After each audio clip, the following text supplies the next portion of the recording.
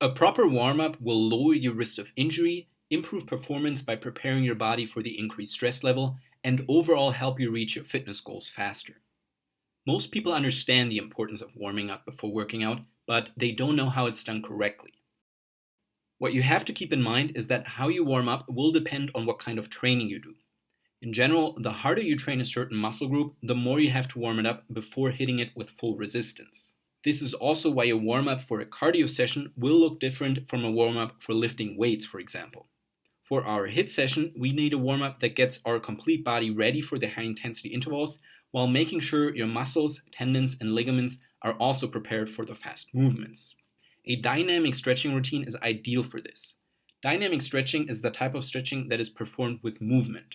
In other words, instead of keeping your body in place while you do the stretching, you use swinging and bouncing movements.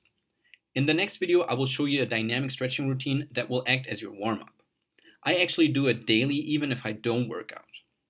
As for the right cool down after your workout, you want to do static stretching. This is the traditional stretching where you stay in one place and hold the stretch for about 30 seconds. I also included it in the next video with pictures and illustrations.